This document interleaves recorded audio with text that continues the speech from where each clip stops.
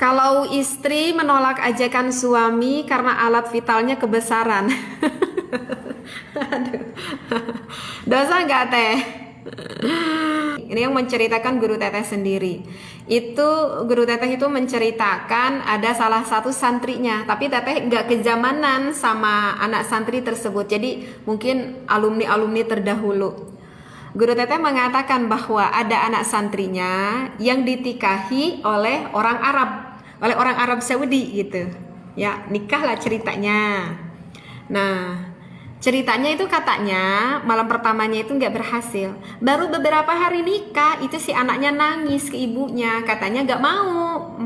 Tapi awalnya tuh mau ditikahi sama orang Arab tersebut tuh mau. Cuman sekitar baru 1 minggu itu perempuan tersebut nangis sama mamahnya gitu, katanya nggak mau dilanjutin nikahnya gitu kan. Si mamahnya itu ngedesek gitu sama anaknya, kenapa kamu tuh pengen cerai gitu kan, sebelumnya kamu mau ditikahi sama orang Arab ini gitu. Terus anak santri itu bilang sama mamahnya, takut katanya. Takut kenapa? Katanya yang dimiliki oleh orang Arab tersebut katanya terlalu gede gitu, jadi takut gitu. Jadi katanya takut. Masya Allah, ini serius ya teteh. Ini kisah ini teteh didengarkan, yang menceritakan ini adalah guru teteh sendiri gitu, yang kejadian sama anak santrinya. Maka ya apa yang terjadi, ya udah berkumpul gitu, udah nggak bisa dibujuk gitu, si anak gadisnya itu udah nggak bisa dibujuk. Ya akhirnya ya udah cerai. Nikahnya itu cuman 1 minggu udah cerai, semua mas kawinnya tuh dikembalikan kembali gitu sama suaminya, sama yang orang Arab tersebut gitu, karena dia itu jadi termasuknya janda apa, kalau orang Sunda mah ya janda bengsrat sebenarnya. Janda bengsrat ya apa, jadi janda tapi tapi masih grace gitu, seperti itu pernah ada kejadian seperti itu.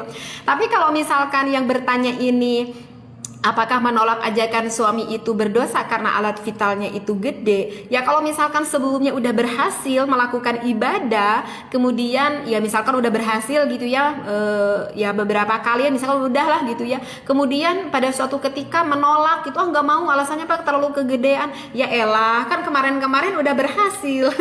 tidak ada penolakan gitu. Maka itu tidak menjadikan suatu alasan kalau seperti itu. Ya kalau misalkan contoh kasus seperti temen teteh seperti itu, ya itu bagaimana, dosa enggak? Tidak, itu tidak dosa ya, itu adalah haknya. Jadi karena kan seorang istri melayani ajakan suami itu dianggap nusyuz, itu diandaikan itu menolak.